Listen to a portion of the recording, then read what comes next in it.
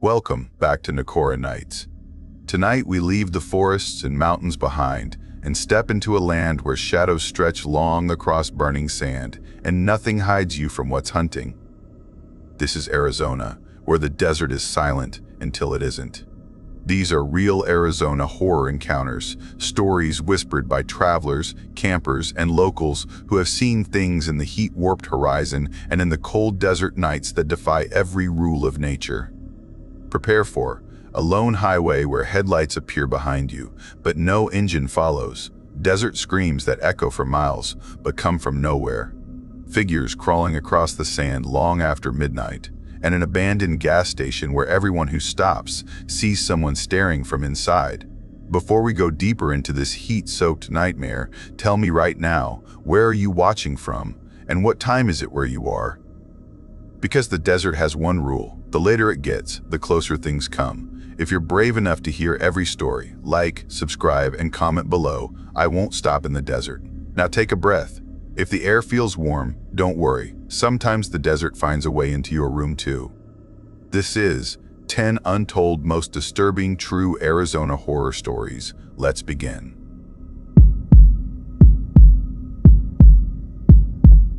I was 16 when the first strange thing happened, old enough to think I could handle living alone in the city, but too young to understand what loneliness could do to the human mind. My name is Noah. I had just moved to Phoenix, Arizona, chasing what I thought was freedom. The apartment I found was small but affordable, a modern building at the edge of downtown, surrounded by glass towers and streets that glowed orange under the desert sun.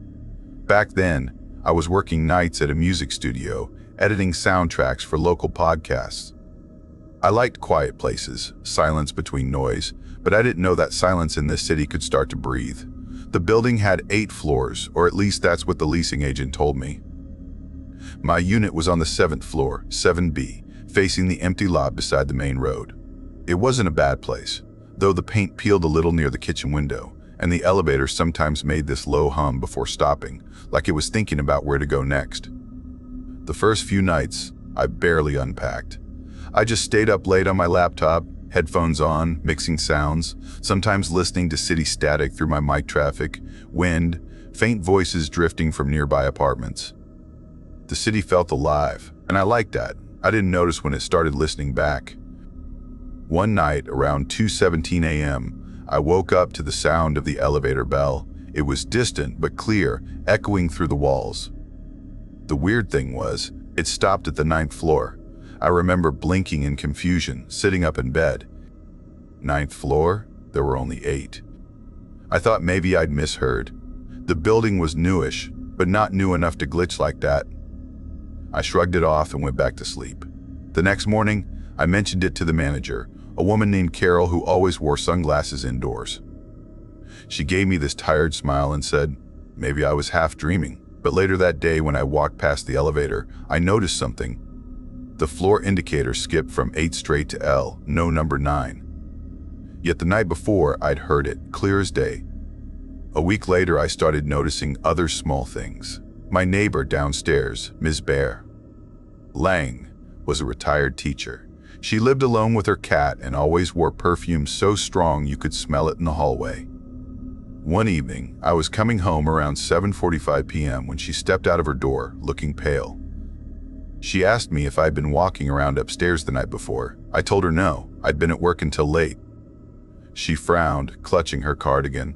Then she said she heard footsteps, heels clicking on her ceiling, around 3 in the morning. Heavy, slow steps crossing her apartment. The problem was, I never wore shoes indoors, and besides, my floor was carpeted. I laughed it off at first, but something about her voice made my stomach twist. That night, I lay awake listening. Around 2:30 a.m., I heard it too, heels on the ceiling, tap, tap, tap, slow and deliberate. I froze in bed, trying to tell myself it was plumbing or someone moving furniture, but it sounded too human. Too close. Days turned into weeks. I tried to ignore the noises, the strange elevator hum, the flickering hallway lights. I focused on work, staying late at the studio, pretending I wasn't starting to dread coming home. But the building had a way of pulling me back. One night, while I was editing audio from a field recording, just city ambiance, I heard something in the background that didn't belong. Between the car horns and wind, there was a faint whisper. It sounded like someone saying my name. I replayed it again and again, isolating frequencies, boosting volume. The voice grew clearer, closer. It said, "Don't look at him." My chest tightened. I checked the timestamp. It was recorded near my apartment window 2 nights before. The next morning, I went to check the building's parking garage where I kept my car. It was underground, cold, and smelled faintly of oil. I noticed one of the security cameras in the corner had a red light blinking, recording. On the wall near the elevator, there was a small monitor showing live feeds from the cameras. I glanced at it idly and froze. In the far corner of the garage, barely visible in the shadows, a man was standing. Completely still, hood over his head, hands in his pockets, just staring at the wall. I turned toward the corner itself. Nothing. Empty. My pulse spiked. I looked back at the monitor. He was still there, same position. I reached out, touched the glass screen. It flickered, then turned off. When I went back upstairs, the elevator stopped again. This time, at the 9th floor, the doors opened to a black void, no light, no sound, just empty air. Then it closed by itself and carried me to the 7th. I started avoiding the elevator after that. I'd take the stairs, even when I was exhausted from work. My friends from the studio joked about how paranoid I'd become. Maybe they were right. But it wasn't just the elevator anymore. The apartment itself started to feel wrong. Sometimes the lights flickered in rhythm, like they were responding to my heartbeat. Sometimes the air felt heavy, as if someone else was in the room holding their breath. One night, I woke up to the sound of running water. The bathroom sink was on full blast. I got up, turned it off, and saw something written on the fogged mirror. "He waits below." I stepped back, trembling. My reflection looked off. My eyes seemed darker, hollow. I blinked, and the words were gone. I started keeping the lights on at night. I barely slept. My studio manager asked if I was okay. I told her I was fine, but inside, I was unraveling. Every sound in that apartment felt like a warning. Every reflection looked like it was hiding something behind me. One evening, when I was sitting on my couch editing, I heard a knock. 3 sharp taps on my door. I checked the peephole. The hallway was empty. I stepped back, and the knocking came again, this time from inside the apartment, from the bathroom door. My body locked up. Slowly, I walked closer, every muscle screaming to run. The door handle twitched. I turned and ran out of the apartment, barefoot, straight to the lobby. Carol, the manager, wasn't there. The front desk was empty, lights flickering above. I pressed the elevator button out of instinct, then froze when the doors opened. Inside, the panel had a 9th floor button now. I swear it hadn't been there before. My finger hovered over it, and then I saw movement. In the reflection of the metal door, behind me, a figure stood at the end of the hallway, tall, hooded, face hidden in shadow. The same one from the garage. My breath caught. I turned around, nothing. Empty air again. I backed into the elevator without realizing it. The door slid shut, and before I could press any button, the elevator began to rise. It stopped at 9. The doors opened. The hallway beyond was dark, walls cracked, paint peeling, faint whispers echoing from somewhere deep inside. I stepped out, my shoes sinking slightly into damp carpet. The air smelled like dust and rot. There were apartment doors on each side, but the numbers were wrong. 9A, 9B, 9C, faded, scratched into metal. I heard a faint scraping sound, like something dragging along the floor. I called out, asking if anyone was there, my voice trembling. No answer, just the slow sound of breathing, not mine. The light above me flickered once, and for a split second, I saw them, dozens of figures standing in the hallway, facing the walls, motionless. Then darkness again. I bolted back to the elevator, slammed the close button. The doors took forever to shut, but when they did, I felt something hit the side of the car. A heavy thud, like a hand. When the elevator finally opened on the 7th floor, I ran straight to my apartment, locked the door, and slid down to the floor shaking. My phone buzzed. It was a message from an unknown number. You went where you shouldn't have. I deleted it, powered off my phone, and sat there until sunrise. Over the next days, I tried to convince myself it was stress, lack of sleep, imagination blending with reality. But the city outside wasn't helping. Phoenix was burning that week, heat waves thick as smoke. The roads shimmered, people disappeared indoors, the city felt hollow. My building felt like a shell. One afternoon, I saw Carol in the lobby again and told her everything. The elevator, the 9th floor, the man in the garage. She went pale, then said quietly, "You shouldn't have gone up there." I asked her what she meant, but she just shook her head and muttered that some floors were closed for a reason. Then she walked away. That night, I tried to leave the building. I packed a small bag, grabbed my keys, and headed for the garage. The lights flickered, the air thick with the smell of oil and dust. My car sat near the far wall, silent. As I approached, I noticed something in the reflection of the driver's side window, a figure standing behind me. I turned, heart pounding. Nothing. I got into the car, started the engine. The headlights illuminated the far corner. There he was. The hooded man still, his face hidden. I slammed the horn, shouting for him to move. He didn't. I blinked, and he was gone. The engine sputtered and died. Every light in the garage flickered out, leaving me in darkness. Then came the sound of footsteps, slow, deliberate, moving toward me. I fumbled for the door handle, but it wouldn't open. The footsteps stopped right beside the car. I held my breath. A whisper came through the glass, dry and hollow. "You shouldn't have stayed." The next thing I remember is waking up in my bed. Morning sunlight poured through the blinds. My car keys were still on the table. My shoes clean, no dirt, no oil, like none of it happened. I checked my phone, no missed calls, no messages. For a moment, I almost convinced myself it had all been a nightmare. Until I noticed the elevator light blinking. 9th floor. I walked to the hallway, my chest tight. The elevator doors slid open without me pressing anything. Inside, the panel had only one button, 9. I stepped closer, and for a moment, I saw my reflection in the metal. But it wasn't me. It was the hooded man, staring back. I stumbled backward, heart hammering, as the doors shut. Then I heard it. From the ceiling above my apartment. Footsteps.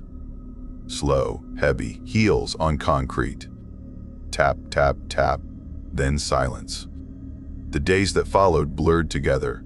I stopped sleeping, stopped eating, barely left my apartment. The city outside looked different now. Empty, washed out, as if the world itself was holding its breath. I saw less of my neighbors. Ms. Lang's door stayed shut. Carol's office was dark. Once, I thought I saw someone through my window, standing on the rooftop across the street, facing my building. A tall silhouette in a hood, the same posture. Always watching. I decided I had to leave for good. I packed everything, planned to move out that night. As I was carrying boxes to the stairwell, the lights cut out. Total darkness. The emergency lights flickered on, dim red glow painting the walls. The elevator dinged, my breath caught. It stopped on my floor. The door slid open. I froze. From inside came a faint sound, a recording of my own voice. "Don't look at him." My hands shook. The air felt colder now, heavy with static. Then the elevator doors began to close slowly, almost invitingly. I turned to run down the stairs, but the stairwell door wouldn't budge. My reflection appeared on the metal handle, only it wasn't me. The hooded figure was behind me again, closer this time. I don't remember running back to my apartment, but I must have, because that's where I woke up next. The sun was setting. The air outside was orange, thick with dust. My apartment looked different, walls cracked, furniture displaced, like time had shifted while I slept. My phone was dead, but when I plugged it in, one notification blinked through the black screen. A video. No sender. I opened it. It was security footage from the parking garage camera. The hooded man was standing there again, same corner. Then he turned slowly toward the camera. His face came into view, pale, hollow, eyes black. My own face. I dropped the phone. The screen shattered. The sound of the elevator bell echoed again, distant but rising. It stopped on 9. I backed into the corner, whispering to myself that it wasn't real, that none of this was real. But then I heard footsteps outside my door. Slow, steady, heels clicking on the floor. Closer. Then a knock. 3 soft taps. I didn't move. I didn't breathe. The door handle turned. I woke up in the hospital 2 days later. The doctor said I was found unconscious in my apartment after neighbors reported strange noises. The police found no sign of anyone else there. Carol had disappeared. Ms. Lang was gone too. The building manager said they'd closed the complex for renovations.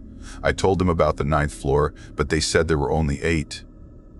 It's been 6 months since then. I moved to another part of the city, smaller place, older building. I don't take elevators anymore. Sometimes, late at night, I still hear that faint bell in my head.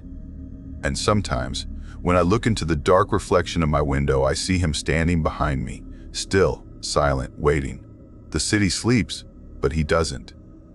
And every night, when the air grows heavy, I wonder if he ever left that building at all, or if the building followed me here. Because last night my phone buzzed at 2:17 a.m. A message appeared with no name. He's on your floor.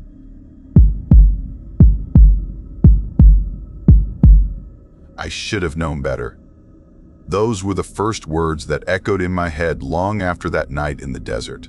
I kept telling myself that over and over. I should have listened to my gut, should have paid attention to the warning signs instead of brushing them off as just nerves from a long, lonely drive. But sometimes, the desert plays tricks on your mind. It makes you think the silence is safe. It makes you forget that silence can listen back. My name is Tony Reyes, and before life dragged me north to a quiet job in Kansas, I spent nearly 10 years in southern Arizona, near Tucson. Back then, I was in my late 20s, stuck somewhere between growing up and refusing to. I had a job photographing abandoned places, old ranches, forgotten churches, and ghost towns that time had almost erased. My best friend then was Maya Torres. She had this wild spirit, always chasing the next forgotten horizon. Together, we explored places that didn't exist on GPS, where even the wind sounded ancient. Maya used to say that the desert didn't hide its secrets, it buried them in plain sight, and she was right. Sometimes those secrets were old foundations, collapsed wells, and stories of people who vanished under the sun. But what we found that spring evening was something else entirely. Something that still makes my hands shake when I think about it. It started like every other weekend. Maya had found an old map in a thrift shop in Tucson, showing what used to be a mining route through the Sonoran Desert. She called me early that morning, her voice buzzing with excitement. "Come on, Tony," she said. "There's a ghost town called Los Perdidos out past the mountains. No one's been there in decades. The kind of place legends die in." I laughed and told her she sounded like a bad horror movie trailer. But I went anyway. That's what we did, chased the empty places of the world, looking for echoes. We reached Los Perdidos by noon. The sun glared like molten glass, and the air shimmered with heat. The town was barely more than a few fallen adobe walls, a collapsed saloon, and an old mission church leaning toward the ground. The wind blew dust through broken windows, and somewhere inside, something metal clanged softly, like footsteps pretending to be the wind.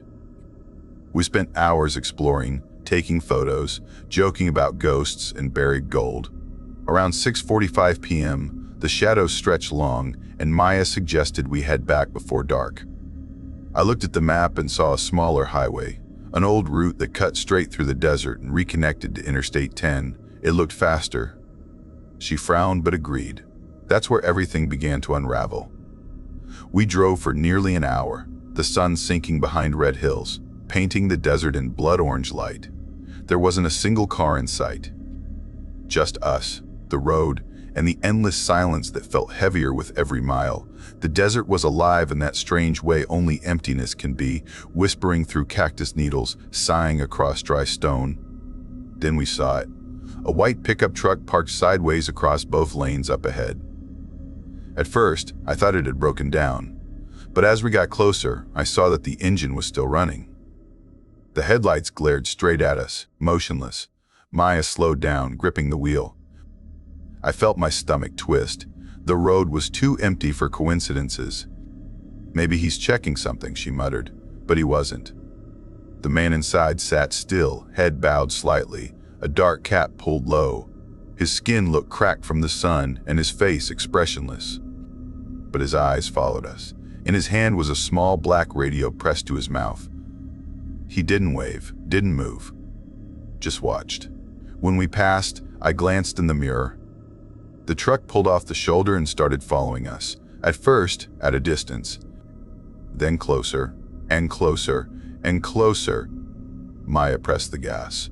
The speedometer climbed, 50, 60, 70. The truck matched us perfectly. Its headlights grew larger in the mirror, flickering as it hit dips in the road.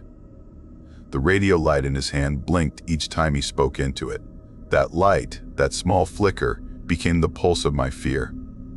"Do you have a signal?" she asked. I looked at my phone. No bars, just blank sky. The road stretched ahead endlessly. No turnoffs, no houses, nothing but cactus and cracked sand. 10 minutes passed.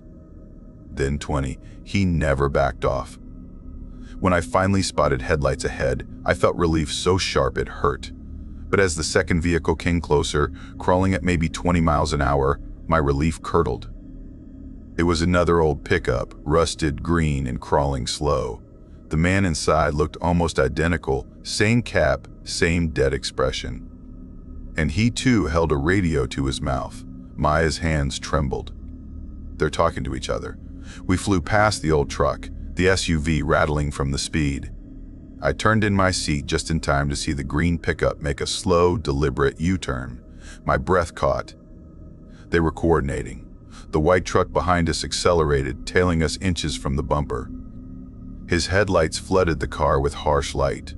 Maya gritted her teeth. "We're at 90. I can't push more." "Better than stopping," I said, but even my voice didn't sound like mine anymore. The road was narrow, cracked, and the desert to either side was flat, no trees, no cover, only rocks and dry brush. The white truck pulled to the left, trying to get beside us. I saw his face again, expressionless, calm. That was what terrified me most. No anger, no rush. Just purpose. "If he gets in front of us," Maya whispered, "they'll box us in." Then what? She didn't answer. We flew down that road like animals running from fire. Every bump felt like it would send us spinning. Then, out of nowhere, the desert broke open into a small hill. As we crested it, a glint of blue caught my eye. Another truck, pulling onto the road ahead. My chest locked up. Not another one. But this one was different. There was a light bar on the roof and faint lettering on the door.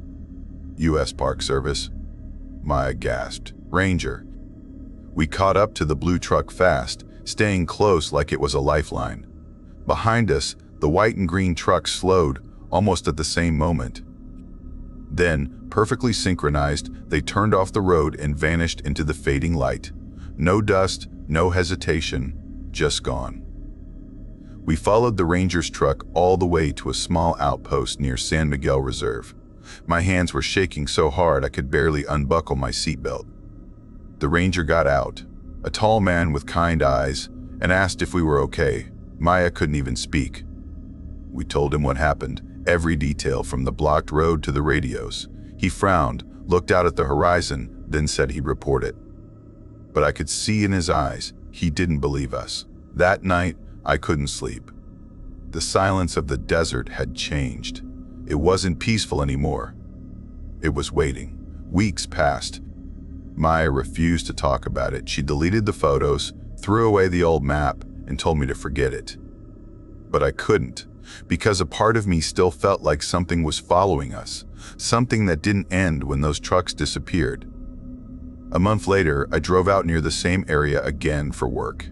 I told myself I was being stupid, that it was just a story. The road was quiet, empty. The same sunburned mountains stared at me from a distance.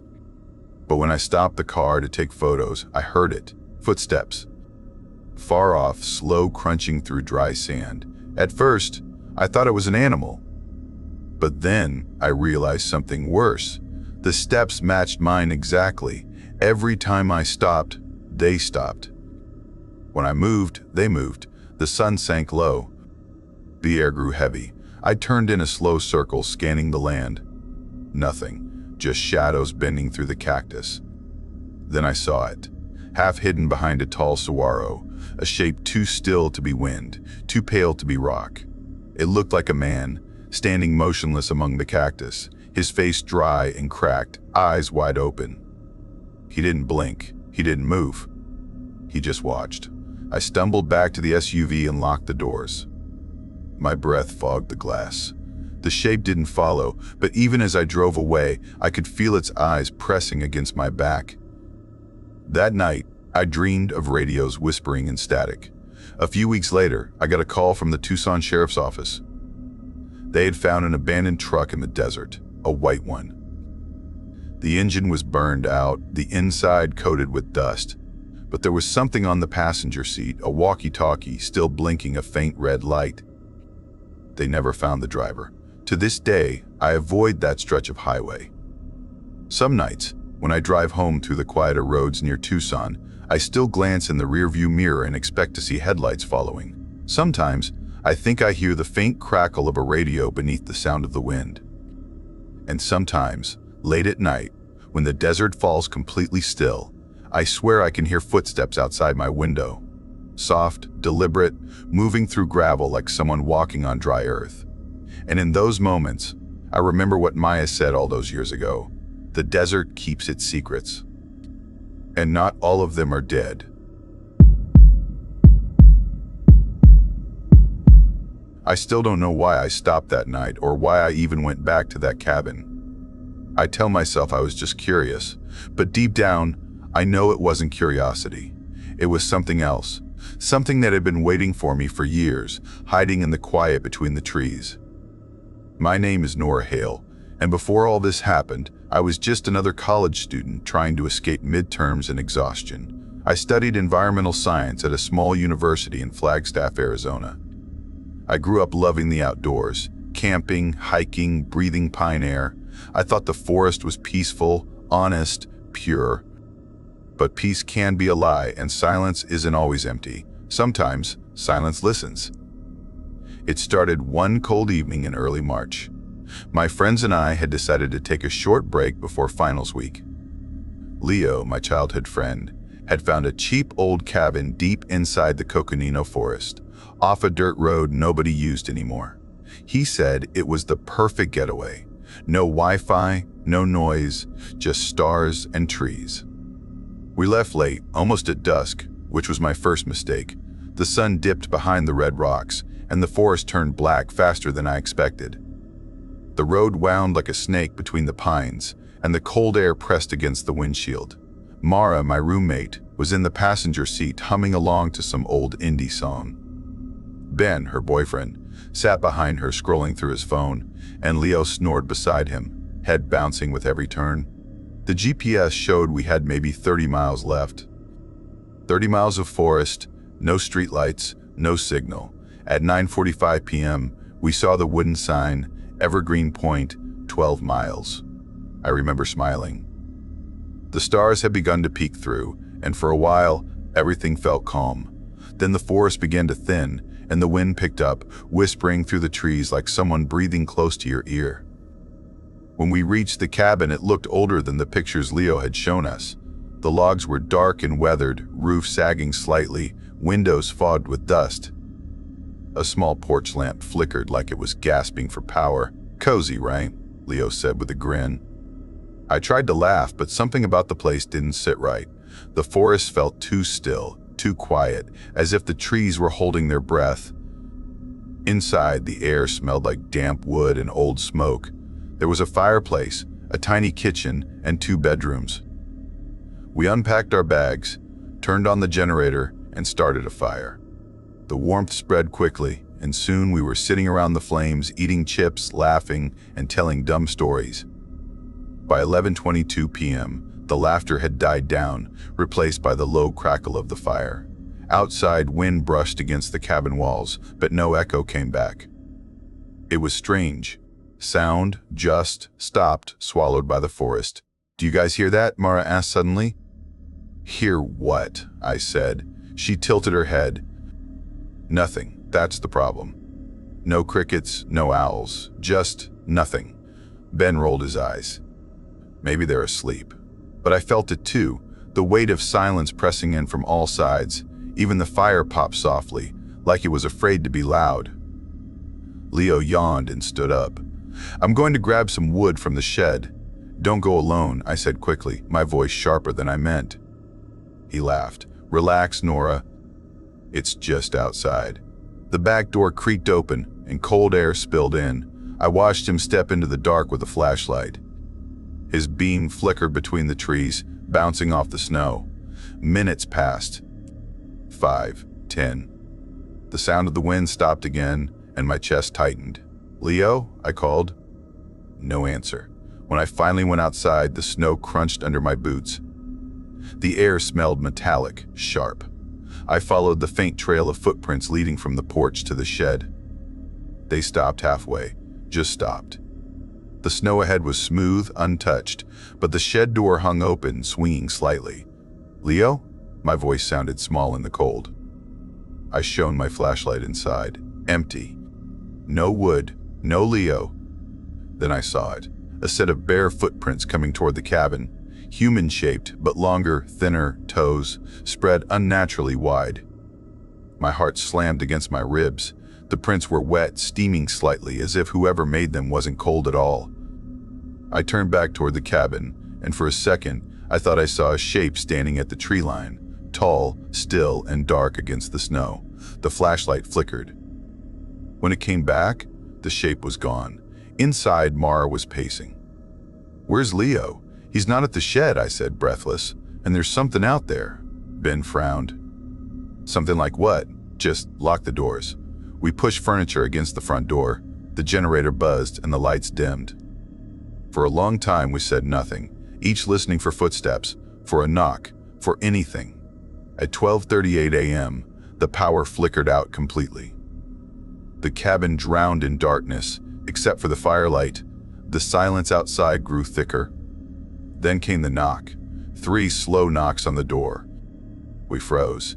Ben whispered, "It's Leo." It has to be.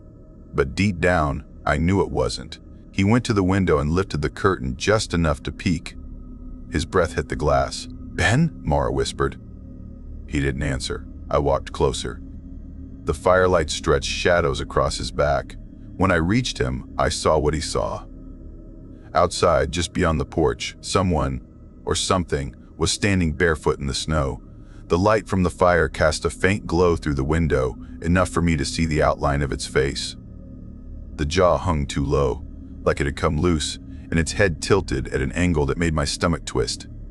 Its skin was pale and cracked like dry bark, and where eyes should have been were hollow pits reflecting faint orange light. Ben stumbled back, whispering, "What the hell is that?" The thing turned its head toward the sound, toward us. Mara screamed and ran to the back room. I grabbed a poker from the fireplace, though I knew it wouldn't help. The knocking started again, faster now, impatient. I whispered, "Don't open it, no matter what." The sound stopped. For a moment everything went still. Then a voice spoke, soft, distorted, like it was trying to copy Leo's tone. "Hey guys, open up. It's cold." It sounded almost right, almost human, but the rhythm was wrong. Each word dragged too long, each pause in the wrong place. Mara shook her head violently. "That's not Leo." The fire hissed and shrank. Shadows crept higher on the walls. Ben grabbed a flashlight and aimed it at the window. The beam hit the glass, but there was nothing there anymore. Just snow and darkness. He exhaled. Maybe it left. A moment later, something slammed against the wall from the outside, so hard the whole cabin shook. Mara screamed again.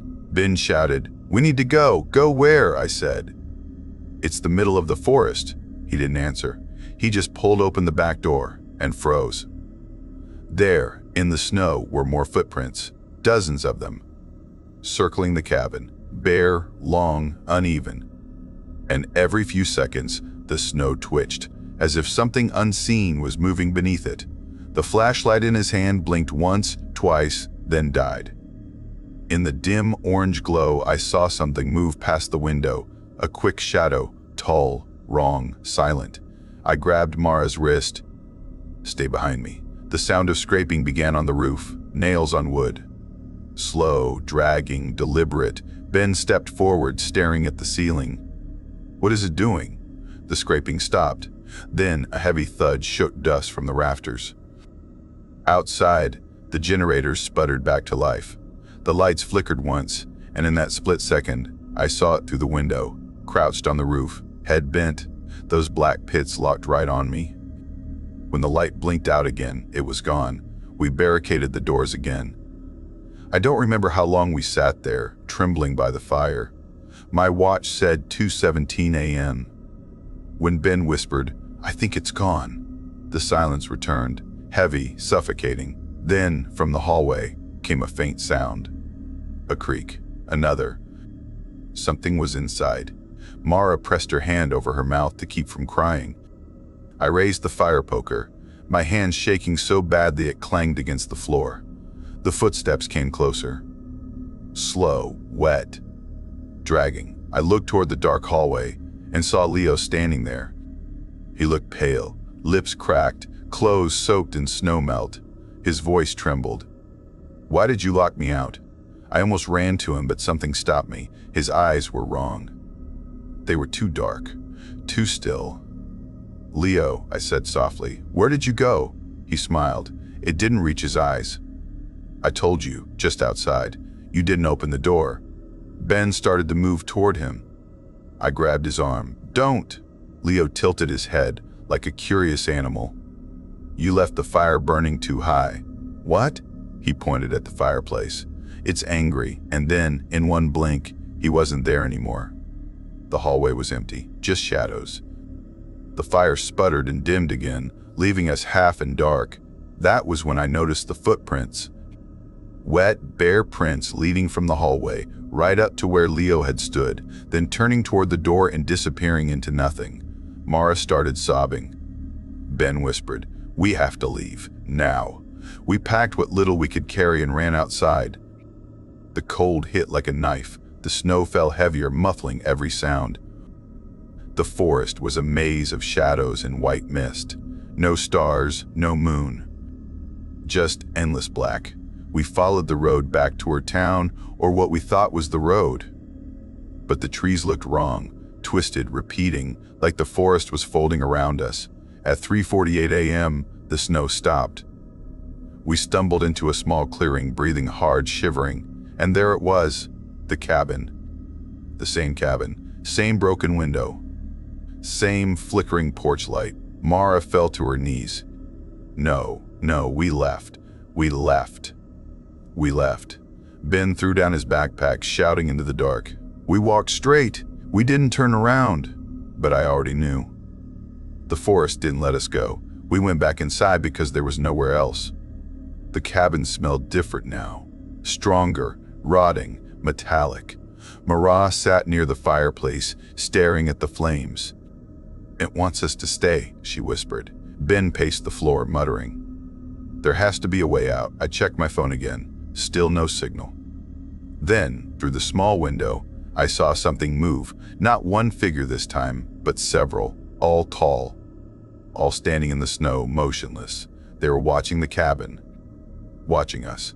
And behind them, in the white distance, I saw footprints appearing one by one, as if something invisible was walking toward us. The doorknob turned, once, twice, then stopped. Ben grabbed the poker from me and stood ready. I could hear his breathing, fast, shaky. A whisper came through the crack in the door. "Let me in." It sounded like Mara's voice. But Mara was sitting beside me, frozen. Ben backed away slowly. The whisper came again. "Please, it's cold. Let me in." Mara covered her ears.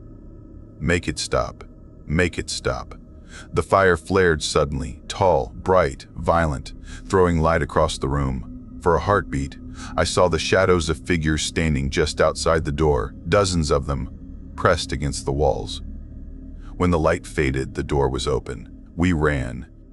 Through the snow, through the dark, through the whispering trees that never echoed our footsteps. We didn't stop until dawn light seeped through the forest. By then, Mara was gone. I don't even remember when she vanished. 1 second she was behind me, the next, just footprints that stopped halfway. Ben and I made it to the highway. A passing truck picked us up. The driver didn't speak the whole ride to Flagstaff, he just stared ahead, knuckles white on the wheel. When we finally looked back, the forest was covered in fog. No cabin, no trail, nothing. That was 3 years ago. Ben doesn't talk anymore. They say he had a breakdown. He sits by his window every night, muttering about footprints in the snow. I left Flagstaff after that, moved south, changed my number, tried to forget.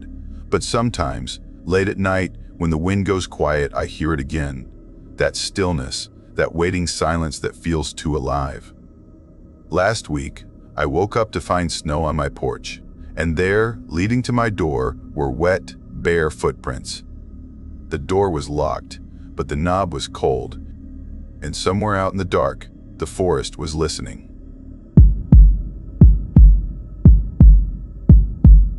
I was 15 when it happened. Sometimes I tell myself it was just the desert heat playing tricks on my mind, but the way the air changed that night still lives inside me, like a scar you can't see but always feel. My name is Liam Cruz, and I grew up moving from place to place across the Southwest. My father worked road crews, paving the endless highways that cut through the dust and heat. My mother cleaned motel rooms and sometimes sold pottery at roadside stands. We never stayed long anywhere, but for a few years we lived in a small house outside Flagstaff, not far from the red canyons of Sedona. Even then, Sedona felt strange to me. People came from all over the world to feel something there. Energy, peace, light, whatever they wanted to call it. My mom believed it was spiritual. My dad said it was a scam, but I used to sit on the rocks at dusk and feel the wind spin around me like it was alive. Maybe it was. That summer, we went back to Sedona to help my mother's cousin, Mateo, who ran a small meditation retreat near Cathedral Rock. He'd hurt his back and needed help fixing fences, hauling supplies, and preparing for a group of tourists who came every July to meditate under the stars. At first, I didn't want to go. I'd planned to spend the summer skateboarding and hanging out with friends, but my mom insisted. She said I needed the grounding, whatever that meant. So I packed my backpack and we drove down from Flagstaff in an old truck that smelled like gasoline and dust. The air changed the moment we entered Sedona's Red Valley. The rocks glowed like they were on fire under the sun, and the wind carried something dry and whispering. By the time we reached Mateo's property, the world felt quieter, too quiet even for the desert. Mateo's retreat sat at the edge of the cliffs, a small cluster of cabins surrounded by juniper and cactus. There was no Wi-Fi, no cell signal, nothing but open sky and stone. He greeted us with his slow grin and said, "Welcome to the stillness." I remember laughing, but later those words would come back to me. The stillness wasn't peace. It was something else. The first week passed slow. We fixed solar panels, painted a few cabins, and gathered firewood for the evening meditations. I spent my free time hiking up the ridges with Olivia, Mateo's daughter, who was about my age but tougher, sharper. She knew every trail and every rumor about Sedona, where the energy vortexes pulse strongest, where people claimed to see spirits or lights in the rocks. She liked to tease me about being a city kid. "You don't hear the desert right," she'd say. "It speaks different after dark." I didn't believe her, not until that night. It started around 10:43 p.m., after everyone had gone to sleep. I woke to a sound I couldn't place. Not a coyote, not wind, something softer, like breathing near my ear. I froze, waiting, but the cabin was still. Then I heard it again, closer this time. A whisper of air brushing past my right side, warm and human. I turned, expecting to see my mother or Olivia, but no one was there. Outside, the night had gone silent. The desert insects, the cicadas, the crickets, even the distant frogs were gone. The kind of silence that feels heavy, pressing against your chest. I slipped out of bed and looked through the window. The moon was veiled behind clouds, turning the rocks into dark shapes. Something moved near the meditation circle, a pale flicker just at the edge of vision. I blinked, and it was gone. When I told Matteo the next morning, he only smiled and said, "You felt the presence." Sedona tests the ones who doubt. I didn't know if he was joking. The second night was worse. Olivia and I were sitting on the edge of the cliff, watching lightning flicker across the horizon, when we heard footsteps behind us, slow, even, perfectly in rhythm with ours. When we stopped, they stopped. When we turned, nothing. Olivia frowned. "You hear that, right?" I nodded. Maybe one of the guests. But the guests were asleep. We would have seen flashlights, heard voices. The air was still again, too still, like everything was waiting. We went back to the cabin trying to laugh it off. But later, around 1:12 a.m., I woke to soft humming drifting through the open window. A woman's voice, low and distant, humming a tune I didn't know. I thought it might be my mother, but her door was closed, and she never sang. The voice didn't come from inside. It came from the meditation circle outside, the same place I'd seen the flicker of movement before. Something told me not to look, but curiosity clawed at me until I couldn't resist. I opened the door just a crack. There, by the rock altar, stood a shape. Tall, thin, wrapped in something flowing that shimmered in the moonlight. The humming stopped the instant I saw her. The figure turned its head slowly toward me, and for a heartbeat, I saw eyes that glowed faintly red, like the reflection of fire deep inside glass. Then she was gone. I slammed the door and locked it. My pulse thundered in my ears. When I finally dared to look again, the night was empty. Matteo grew quiet the next day. He said little during breakfast, only muttering about old energy stirring and the need to bless the circle before the next full moon. I tried to act normal, but Olivia kept glancing at me like she knew I'd seen something real. That evening, she told me a story. A long time ago, she said, before the resort was built, the land belonged to a small tribal family who believed the rocks around Sedona were living spirits. When miners came through, they disturbed something sacred buried in the cliffs, a guardian, or maybe a curse. Since then, people had reported strange voices, shapes in the dark, and lights that moved against the wind. She said her father never spoke of it because it frightened him, and Matteo feared nothing. I wanted to believe it was just legend. But that night, something proved me wrong. It was 2:17 a.m. when the screaming started. At first, I thought it was wind tearing through the canyon, but it wasn't. It was human, high, sharp, and full of terror. My mother rushed into the room, pale and shaking. We ran outside, where Olivia was already pointing toward the meditation circle. One of the guests, a middle-aged man named Carter, was standing there barefoot, eyes wide, staring into the darkness. He was whispering to something we couldn't see. Matteo grabbed his arm, shouting, but Carter didn't move. He just kept staring past us, saying, "She's calling, don't you hear her? She wants us to listen." Then he went silent. His head tilted slowly to the side, and he collapsed. We carried him inside, but he wouldn't wake. He kept breathing, shallow and uneven, like he was still trapped somewhere else. The next morning, he left town without a word. Matteo gathered us all and said the retreat was closed, but I knew it wasn't over. For 3 nights after that, the humming came back, sometimes near the rocks, sometimes right behind the cabins. We tried to ignore it, but the silence between the sounds became unbearable, like the desert itself was holding its breath. On the 4th night, I couldn't sleep. The air felt charged, humming faintly through the walls. I stepped outside, barefoot, drawn to the meditation circle like something was pulling me there. The sky was clear, the stars sharp and endless. The wind brushed past, whispering like words I couldn't understand. When I reached the circle, I sat on the meditation rock, the one tourists loved to photograph at sunrise. At first, nothing happened. Then the air shifted. A faint breath brushed past my ear, warm and deliberate. My heart stopped. I turned, and there was no one there. The hum returned, soft, female, distant.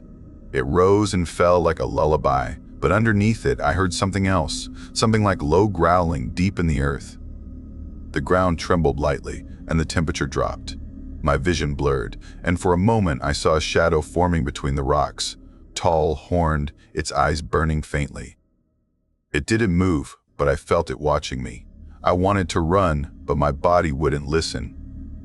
It was like the desert had wrapped itself around me, heavy and ancient. Then I heard my name, whispered, almost tender, Liam. I snapped out of it and stumbled back toward the cabin, gasping. My legs barely worked, but somehow I made it to the door. Inside, my mother was waiting, pale and trembling. "I told you not to sit there," she said softly. That rock remembers. We left Sedona the next morning. Mateo said the energy had shifted, that something old had woken and needed time to sleep again. I never asked what that meant. Years passed. I grew up, got a job in Phoenix, and tried to forget. But sometimes, when I drive past the red cliffs or see the light hit the rocks just right, I feel it again. That stillness, that hum beneath the earth. And sometimes, when I sit alone at night, I swear I hear soft breathing beside me, like the desert hasn't forgotten either. Because maybe Sedona isn't just beautiful. Maybe it's alive. And maybe it's still waiting for me to come back.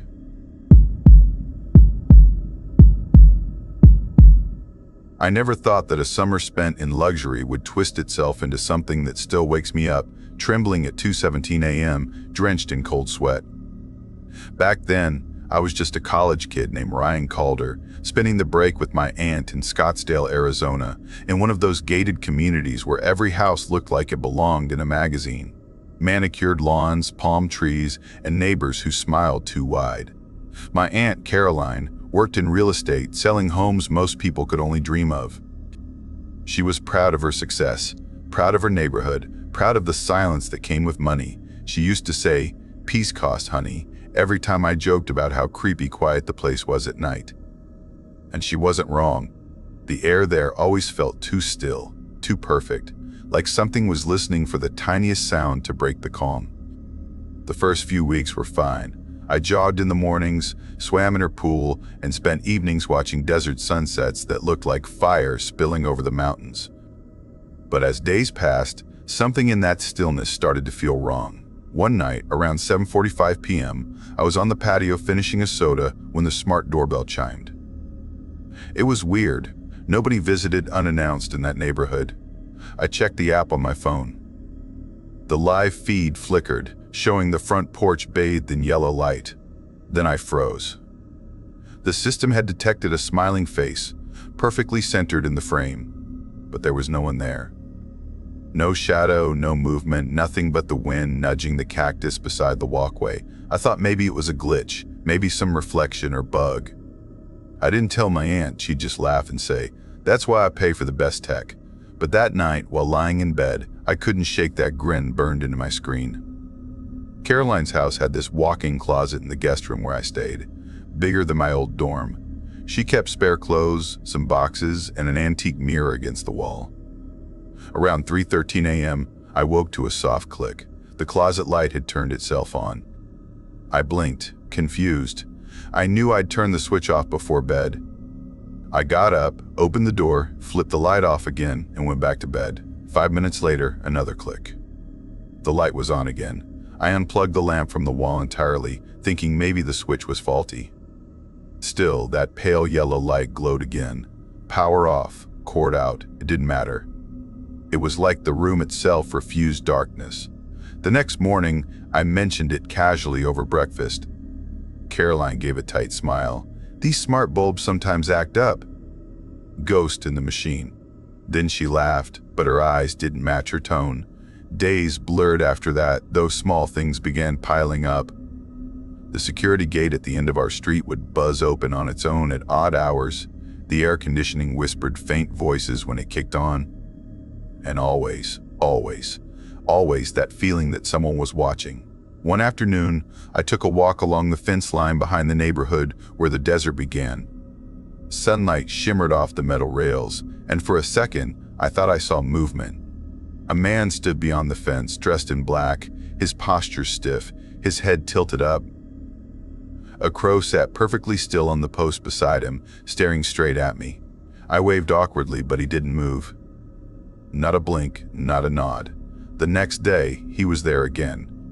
Same spot, same crow, same pose. By the third day, it stopped feeling like coincidence. I told Caroline, but she brushed it off. Probably a landscaper or someone doing desert maintenance. but I could tell she didn't believe her own words. That night, the doorbell chimed again. I hesitated before opening the app. The smiling face was back, the same impossible grin, and this time, faintly behind it, a tall shadow stretched toward the camera, bending unnaturally. I shut my phone off, heart pounding so loud I could hear it in my ears. The next morning, Caroline looked exhausted. She said she hadn't slept, something about hearing whispers near the pool. When I asked what they said, she went pale and just shook her head.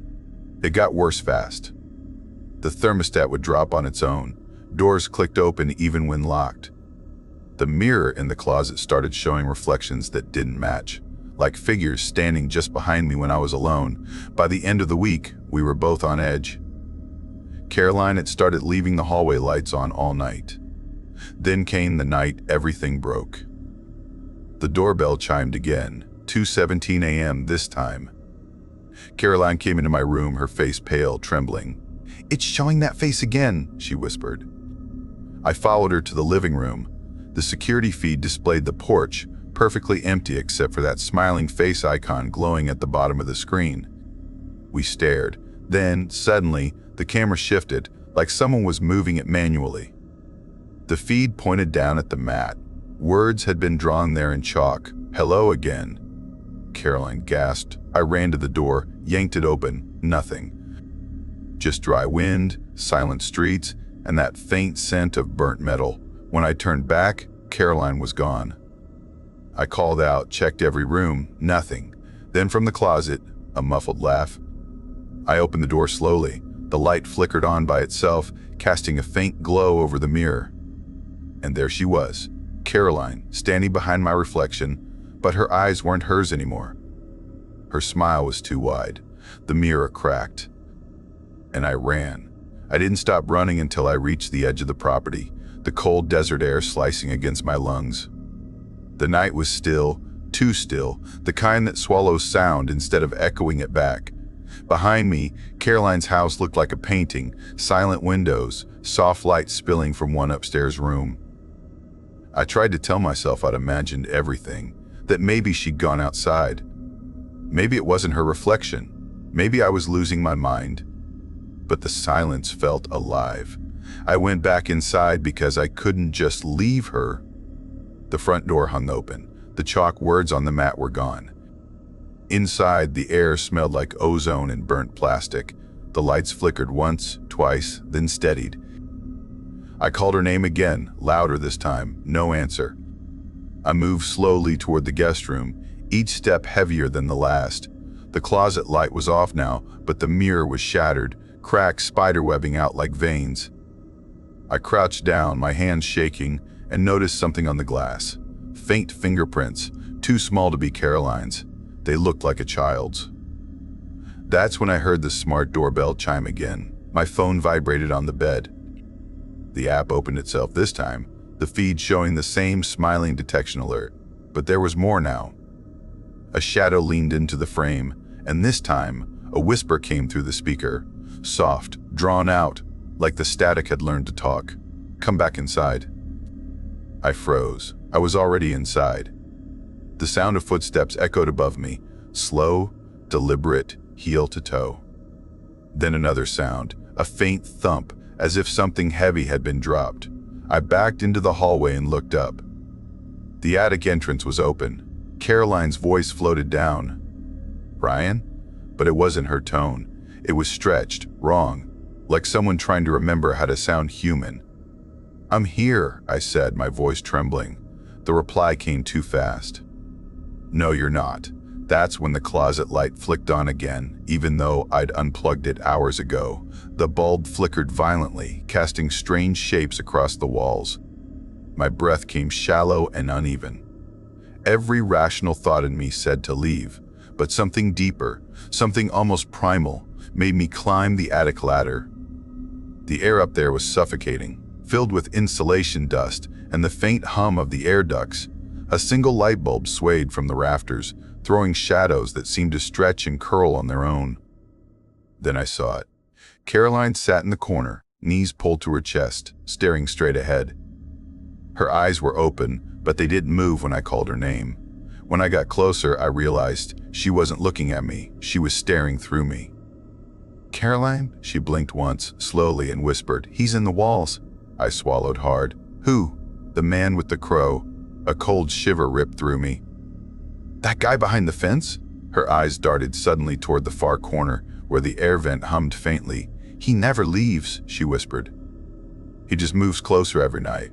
Something shifted in the shadows behind the vent, like fabric brushing against metal. I stepped back instinctively. The light bulb above us exploded. Darkness swallowed everything. I grabbed my phone, turned on the flashlight, and in that white beam I saw movement. The faint silhouette of a crow hopping across the attic floor, its eyes glinting like shards of glass. Then a voice, low and broken, whispered through the dark. "You shouldn't have looked. I didn't even realize I was screaming until I tripped down the attic ladder." When I hit the hallway floor, pain shot through my leg, but I didn't stop. I ran out the door barefoot straight into the desert behind the property. The air felt heavy, like it was pressing me down. Every shadow looked like a person. Every sound felt like breathing. After what felt like hours, I reached the far fence, the same one where I'd seen the man before. And there he was, standing exactly as before, head tilted, the crow perched on his shoulder. But this time, I could see his face. It wasn't a face at all. It was a smile, wide and too white, stretched across skin that shimmered like static. I turned to run, but the sand beneath me gave way. I fell into what felt like a shallow pit. When I looked up, the man was gone, and above me, the stars flickered like dying bulbs. I stayed there until sunrise. When I finally made it back to the house, the police were there. Neighbors in robes and slippers whispered on the sidewalks. Caroline was gone. Not missing, gone. The officer said they found no sign of struggle, no footprints, no evidence she'd ever left the house. But the smart doorbell had one last recording, time-stamped 3:14 a.m. The camera showed me leaving the house, panicked, barefoot. A few seconds later, Caroline stepped into the frame behind me. Then she smiled, that same wide, impossible grin, and whispered something I'll never forget. "You shouldn't have left me with him." The feed ended there. After Caroline vanished, everything became a blur of police lights and endless questions I couldn't answer. They searched for days, sent drones over the desert, combed through every inch of the house. Nothing. No fingerprints, no struggle, no sign of the woman who'd once filled those rooms with laughter and the smell of burnt coffee. They said stress could warp memory, that trauma makes you see what isn't there. But I knew what I saw, her reflection behind me, her eyes hollow, that voice that wasn't hers. I tried to leave Scottsdale. Really, I did. I packed, booked a motel near downtown Phoenix, and told myself I'd never go back. But something about that house kept dragging me. Every night, I'd dream of the doorbell face, the crow, the attic whispering my name. And always, Caroline's voice saying the same words, "You shouldn't have left me with him." After 2 weeks, I broke. I drove back. The house looked untouched, too perfect, like nothing bad had ever happened there. The desert wind had covered my footprints. The for sale sign still stood crooked near the driveway. The smart doorbell light blinked once as I walked up. I didn't mean to go inside. I told myself I'd just look at the porch, maybe grab some closure, but the front door wasn't locked. It opened on its own, creaking softly like it had been waiting. Inside smelled the same, lavender cleaner and ozone. The mirrors had been replaced. The closet door was closed. The thermostat still blinked 70 degrees. It was like time had paused the second she disappeared. Then I noticed something new. The mirror in the hallway, a tall, decorative one with an ornate frame, was fogged up, as if someone had breathed against it. In the condensation, faint letters appeared. "Hello again." I stepped closer. My own reflection looked strange, slightly delayed, like the glass wasn't keeping up. I raised my hand. My reflection didn't. It smiled instead. I stumbled back, heart hammering. The lights flickered once, twice. Somewhere in the walls, the air ducts groaned like something heavy was crawling through them. That's when I heard the doorbell again. The smart speaker's voice echoed flatly through the house. Front door activity detected. I opened the feed on my phone. There she was, Caroline, standing barefoot on the porch, her nightgown torn, her smile too wide. Her eyes met the camera directly, like she knew I was watching. Then she lifted her hand and pointed upward toward the attic. The feed cut out. I didn't want to go up there again, but I did. My legs moved on their own. The ladder creaked under my weight. The attic air was colder now, sharp and dry. The insulation rustled faintly as I climbed through. The light bulb was gone. Only the moonlight leaked through the vent. In the center of the floor sat Caroline's phone. Its screen glowed faintly with a video paused halfway. I picked it up and pressed play. The footage showed the night she vanished. She was recording herself, whispering to the camera, her voice shaking. He says he's inside now. He moves through reflections. He likes when the lights flicker. She turned the phone toward the attic wall. Something pulsed there, a shape, tall and faceless, rippling like water. Then the phone dropped. The video ended. A scraping sound came from the vent above me, followed by a fluttering noise, feathers, beating softly. I aimed my flashlight toward it. Dozens of crows stared back, packed shoulder to shoulder, their eyes shining like wet glass. And behind them, a human shape unfolded from the dark, long limbs, a head tilted too far, skin gray and translucent like static. It stepped forward and the birds scattered. The thing smiled. Not with its mouth, with the air around it.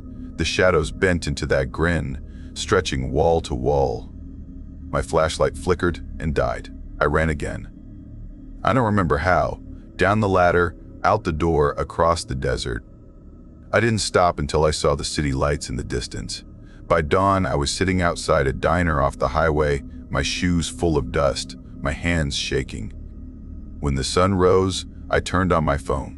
The doorbell app was still open, even though I'd left the house miles away.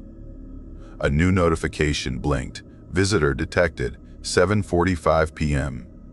The feed showed me standing outside the diner, smiling. I dropped the phone. For weeks, I tried to rebuild my life. Therapy, medication, anything that could make me forget, but reflections still shimmer at the edge of my vision. The closet light in my apartment sometimes turns on by itself, even when I cut the power. And every night, just before I sleep, I hear a faint sound, a crow tapping against the window, steady and patient.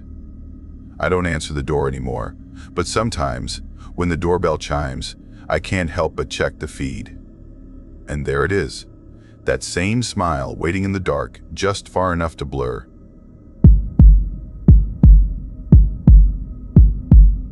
I never believed silence could scream. That night in Mesa, Arizona, it did. It started as just another move, another quiet neighborhood, another house that looked like all the others. My name is Lisbon, and when I look back now, I realize that some houses aren't meant to be lived in. Some are just waiting. We had moved there in late September when the air was dry and heavy, when sunsets burned orange against the distant Superstition Mountains. My wife, Amara, loved the open space, the long roads lined with mesquite trees, the way the desert sky looked endless at night. Our daughter, Lila, was 6, small, curious, always carrying that stuffed rabbit she never let go of. I remember how peaceful it seemed at first. A wide, beige 2-story house on East June Street with a backyard big enough for Lila to play in. The realtor said the neighborhood was safe, quiet, mostly families and retirees. No crime, no noise, just desert calm. I should have known. It's always the quiet ones that hide the loudest secrets. The first week was uneventful, except for the sound. A faint clank at night, like metal shifting. I thought it was the AC unit, maybe the fence. But then it happened again, every single night at 3:17 a.m., sharp. The sound came from the backyard gate. The first night, I thought maybe it was the wind. The second, I checked the locks. The third night, I sat up in bed, listening. 3:17 a.m. came, and right on cue, I heard the slow creak of the latch, the gate swinging open, then closing softly but deliberately. Amara was asleep beside me. I didn't wake her. Instead, I stared at the red numbers on the clock, 3:18 a.m., and told myself it was just metal expanding in the cold. But the next morning, the gate was wide open. By the end of the week, Lila started waking up crying. She said she heard someone walking in the hallway outside her room. It was around 2 in the morning when she ran into our room shaking. "There's someone in the house," she whispered, gripping her rabbit tight. I jumped out of bed, heart pounding, and checked every room. Nothing. Windows locked, doors shut. But when I reached the hallway near her bedroom, I swear I heard it. Soft, uneven steps, like small feet dragging across the floor, and then nothing. Just the sound of the air vent humming above me. The next morning, I found footprints in the dust near her door. Small, bare, like a child's, but too long in the toes. I told myself I was imagining it. 2 weeks in, our neighbor, Miss Holbrook, came over. She was in her 60s, with pale eyes and a quiet, polite smile. She brought a pie, said she wanted to welcome us. "You're in the old Vasquez place," she said softly, her eyes scanning the living room. I nodded. "Yeah, I think that's what the realtor said." "You knew them?" She hesitated, then looked down. They were good people. There was something in her tone that didn't sit right. I asked what happened to them, but she just said, "They moved away," and changed the subject. That night, I Googled the address. No results. Nothing about the Vasquez family, nothing about the house's history. Like it had been erased. The first real terror happened one night after dinner. The power went out. The desert was pitch black, the silence thicker than ever. Amara went to check the fuse box while I used the flashlight on my phone. Lila sat on the couch clutching her rabbit. When I turned the light toward the hallway, I saw movement, just a flicker. A shadow sliding across the wall, then a sound, slow breathing. I turned the light toward it, but the hall was empty. That's when I noticed Lila staring past me, toward the dark corner near the stairs. Her voice was barely a whisper. "Daddy, who's that?" I froze. There was no one there. I turned the flashlight to the corner, and for the briefest second, I saw something crouched low, pale, with limbs too long for its body, its face turned toward the wall like it was listening. Then the lights flickered back on, and it was gone. Amara ran in, asking what happened. I told her it was nothing, that I must have imagined it, but my hands wouldn't stop shaking.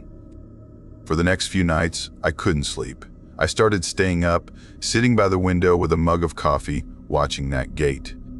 3:17 a.m. came again. This time, I saw it. The gate creaked open by itself, the chain rattling like someone unseen was pushing it. Then it shut again, slow, quiet, final. The next morning, I found something new. In the sand near the gate prints again, but not small ones this time. These were long, deep, almost claw-like. I tried to laugh it off. Maybe an animal. A coyote, I told myself. Even though no coyote walked on 2 legs. A few days later, I decided to set up a camera. I placed it by the window facing the backyard. That night, I let it record while we slept. The next morning, I checked the footage. Nothing for hours. Then at 3:17 a.m., the motion sensor triggered. The camera shook slightly, like something brushed past it. Then the gate opened. For one frame, just one, I saw it. A shape in the dark, tall and bent, its arms hanging low, its face hidden. It turned toward the camera for a moment, eyes glinting like dull glass, before the feed cut to static. The next frame showed the gate closed again. I didn't tell Amara. I deleted the footage. I told myself that admitting it out loud would make it real. The following week, things got worse. Every night, Lila would wake up crying. She said someone was whispering her name from under her bed. One night, I went in to comfort her and heard it too. A faint, wet voice. "Lila," I dropped to the floor, shining my flashlight beneath the bed. Nothing. But the whisper came again, closer to my ear this time, like breath against my skin. I pulled her out of the room, heart hammering. That same night, Amara swore she heard crying, but it wasn't coming from our house. It came from the house next door, Miss Holbrook's, except she wasn't home. She had gone to stay with her daughter 2 days ago. The sound was soft, broken sobs echoing through the walls. And just as suddenly as it began, it stopped. By now, Amara wanted to move. I did too, but the mortgage, the job, everything tied us here. I worked from home as an IT technician, which meant I was alone most days, surrounded by the hum of computers and silence. That's when I began to notice something else. Every time I looked out the window during the day, I could see someone standing across the street, always in the same spot near the stop sign. A man, or at least something shaped like one. Too still, too tall. Every time I blinked, he was gone. One afternoon, I went to check the mail. The sun was hot, the street quiet. I looked toward the stop sign again, nothing there. But when I opened the mailbox, there was a single envelope, no stamp, no return address. Inside was a photograph. It showed my backyard, taken from above, like from a drone. In the picture, the gate was open, and standing inside the yard, in the shadow near the fence, was a figure. Bent, watching. I felt my stomach drop. That night, I buried the photo in the trash. But the next morning, it was back on my nightstand. By October, the house didn't feel like ours anymore. It felt like something alive. Doors opened by themselves. The radio turned on at random hours, whispering static that sometimes sounded like voices. And every night, at 3:17 a.m., the gate opened. Like a heartbeat that never stopped. Amara started talking in her sleep. She'd sit up, eyes open, whispering in Spanish words I didn't recognize. When I tried to wake her, she'd scream like she didn't know who I was. Lila stopped eating. She just sat by the window, staring at the backyard. Once I asked her what she was looking at, and she said, "The tall ones." I asked what tall ones. She just smiled, a hollow, faraway look in her eyes. They said the light calls them. That night, I remembered something from years ago. My father used to work construction, just like the one in your original story. He once told me that there are lights in the desert you should never follow, because they don't lead to roads, they lead to doors. I think I opened one. I tried to fight it. I prayed. I burned sage. I even called a priest, but when he stepped inside the house, he went pale. He said he felt something wrong with the foundation, not physical, spiritual. He never came back. It all came to an end, or maybe a beginning, on the night of November 12th. At exactly 3:17 a.m., I heard the gate again. This time, I didn't hide. I went outside, flashlight in hand. The air was freezing, the moon hidden behind thick clouds. The gate swung open on its own, slow, steady, and then I heard it. Footsteps, behind me. Inside the house. Light, quick steps like a child's. I turned back toward the house, but the front door was wide open, even though I had locked it. Inside, down the hallway, I saw movement. Lila, walking toward her room. I ran after her, calling her name. When I reached her door, it slammed shut in my face. I pushed it open, and what I saw will never leave me. She was standing in the middle of the room, staring up at the ceiling. And crawling down from the shadows above her was one of them. Its skin gray and slick, its wings folded tight against its back, its head tilting like a bird studying prey. Its eyes burned gold, reflecting the light from the hallway. It whispered something in a voice that wasn't made for words.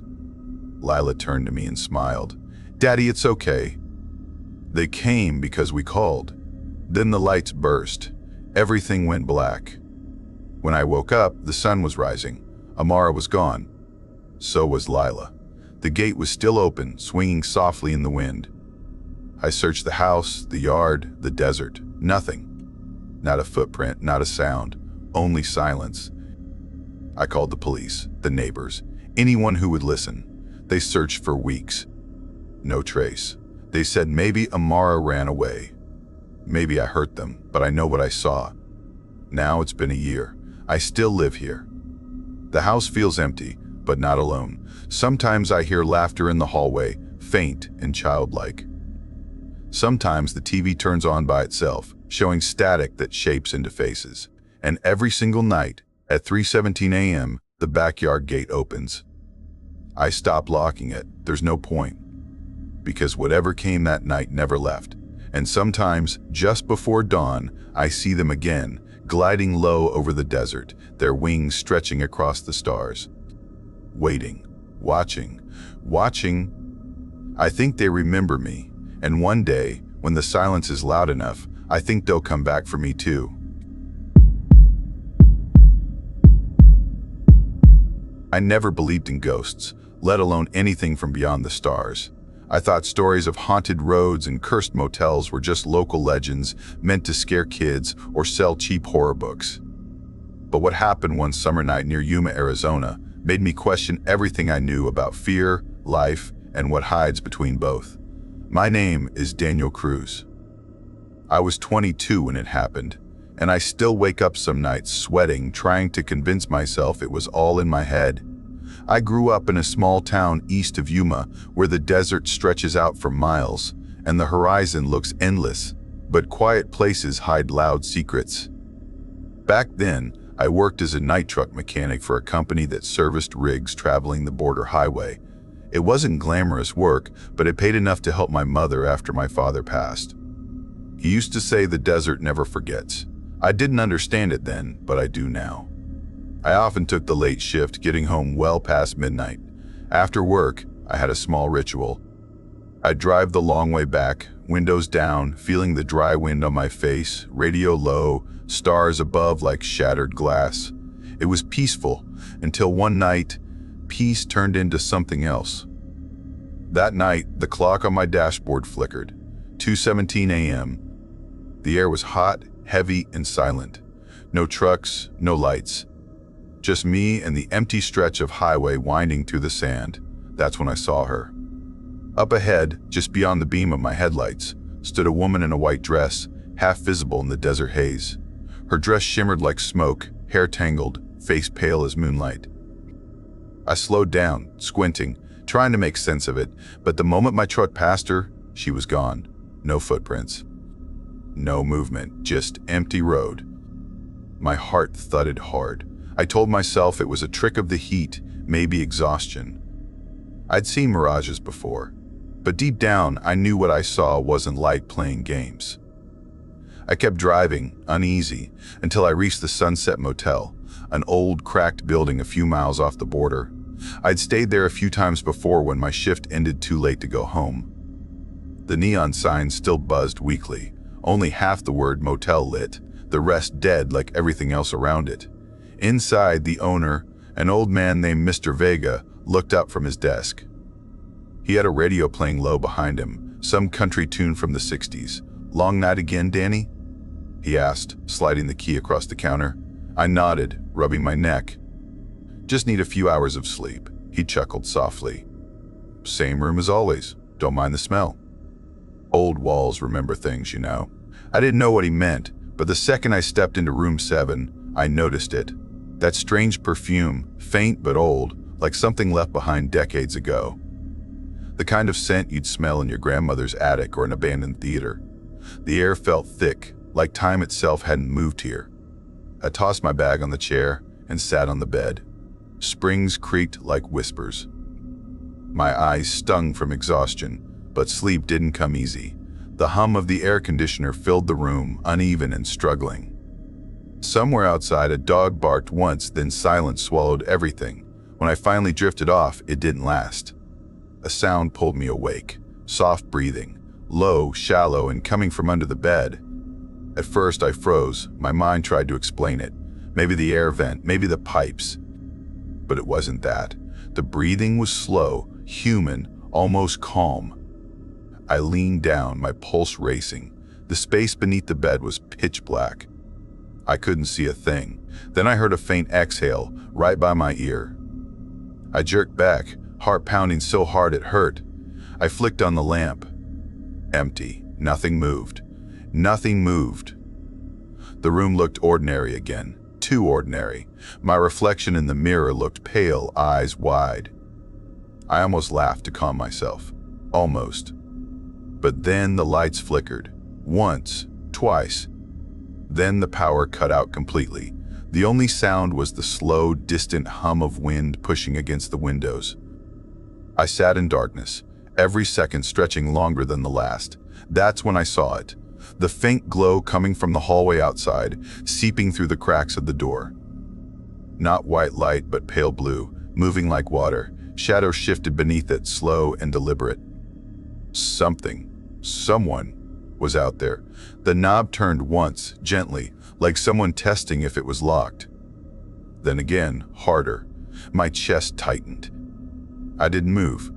A soft voice, distant and broken, whispered my name. It wasn't possible. No one knew I was there. The voice came again, closer.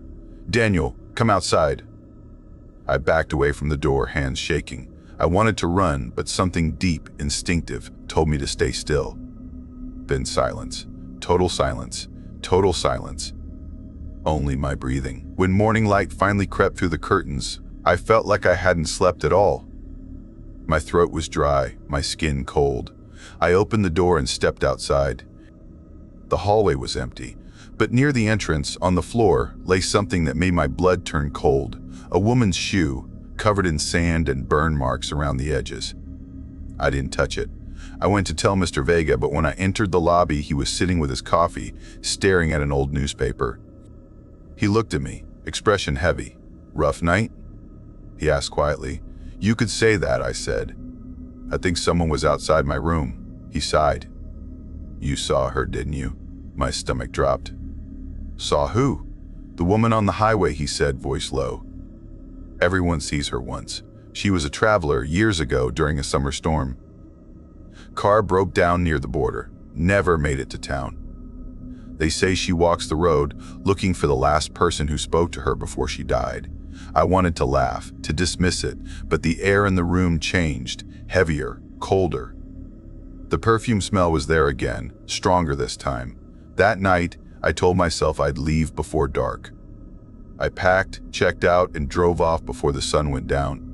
But the desert had other plans. The moment I hit the border highway, my radio cut out. The air grew thick, electric. My headlights flickered, and then, there she was again, standing in the road, closer this time. Her eyes weren't human anymore, just hollow darkness, reflecting my own face back at me. I slammed the brakes, tires screeching, and everything went black. When I woke, it was morning. My truck sat at the edge of a ditch, engine cold, no one around. Just the distant cry of crows circling above the sand. I climbed out, dizzy, and saw something carved into the dirt near my tire tracks. Symbols, strange, looping marks that glowed faintly before fading, like something burned them into the ground overnight. I drove home that day, silent, numb, and never went back to Yuma. Years later, when I finally got the courage to look up the motel again, I learned it had burned down in a fire. The paper said no one was inside, but locals whispered otherwise. They said the fire started in room 7. Sometimes, on long drives, I still catch the faint scent of old perfume in the air. My radio will crackle, and the dashboard clock will flicker 2:17 a.m., no matter what time it really is.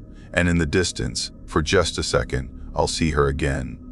The woman in white standing on the side of the border highway, waiting for me. I was 14 when the desert started whispering back. That's how it begins, right? With something small, almost forgettable, something your mind tells you to ignore. But I remember every sound, every shadow, every word that followed me through those empty roads outside Kingman. My name's Iris Serrano, and back then I lived with my grandfather on the far side of Route 66, past the dry wash and the rusted gas station everyone called Miller's Stop. People thought we were loners, the kind who didn't trust anyone. Maybe they were right. My grandfather, Don Raphael, wasn't the kind of man who smiled much. He had that carved-out look desert men get, skin burned brown, eyes pale and distant, like he was always staring into something none of us could see. He used to tell me stories about the desert, how it remembers what people forget, how some things out there don't die, they just wait. I thought he was just trying to scare me. I wish he had been. When I was a kid, life out there was slow, predictable.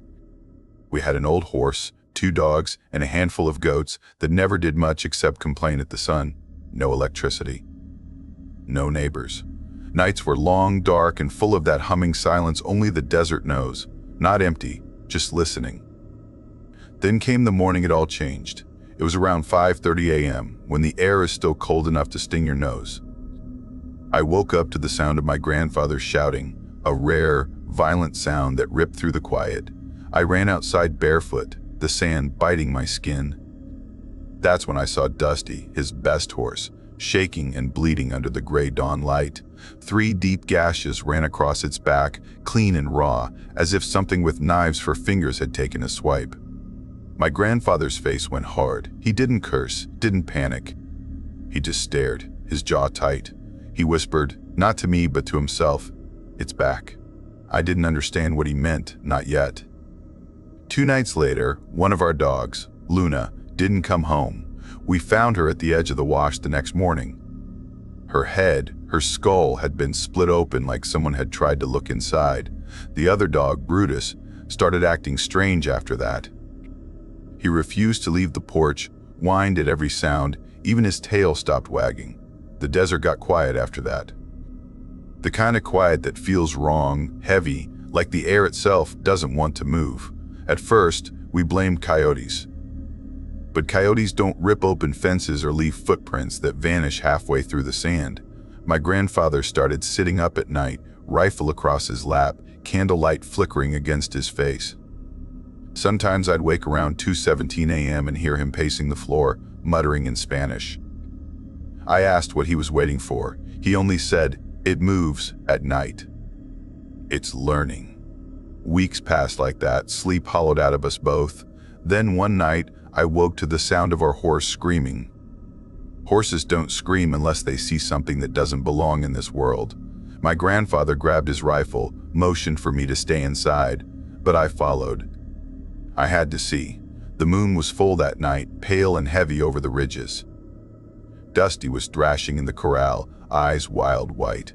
That's when I saw it, something standing just beyond the fence. At first, I thought it was a man, but the longer I looked, the less human it became. Its arms were too long, fingers hooked and twitching. The skin looked burned, gray, stretched too tight over bones that didn't fit right. Its face was long, snout-like, teeth catching the moonlight, and its eyes, God, its eyes glowed faint yellow, like wet glass. My grandfather fired. The sound tore through the night. The thing jerked, stumbled, let out a shriek that wasn't an animal sound. He fired again, missed, then again. It fell, then scrambled up on all fours and bolted into the desert, faster than I thought anything could move. When silence fell again, I realized I was shaking so hard I could barely breathe. My grandfather just stared into the dark. "I heard it," he whispered, "but I didn't kill it." After that night, he didn't sleep at all. He kept every candle burning until dawn. He said he could hear it sometimes, outside, circling. The dogs barked themselves hoarse. A week later, Don Miguel, a neighbor who lived 6 miles out, showed up on horseback. He looked sick, his face pale and tight. He said something had killed 2 of his sheep. When he went searching, he saw it. Tall, thin, moving wrong. It followed me, he said. Ran on its hands and feet. My grandfather didn't argue. He went to the shed, pulled out a second rifle, and loaded it slow. "Then it's hunting closer," he said. Nights grew longer. People around town started whispering again. The few travelers who stopped at Miller's gas station said they heard things. Screaming wind that sounded too much like words, lights moving in the canyon, bones scattered near the old highway. I tried to pretend it wasn't real, until the night the desert followed me home. It happened after sunset. I was riding my bike back from town, a 15-mile trip through nothing but sand and asphalt. Behind me, a single headlight appeared, too far to be close, but too steady to ignore. It followed me for miles, matching my speed.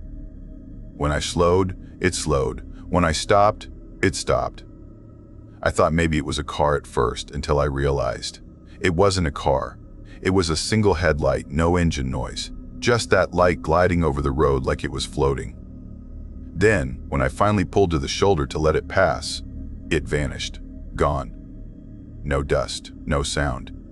Just silence. By the time I made it to the gas station, my hands were shaking. The place was empty except for the cashier. A tall man with a crooked name tag that read Hank. He didn't blink. Not once. I asked if he'd seen a car pass by. He just stared, eyes fixed on me, pupils wide like black holes.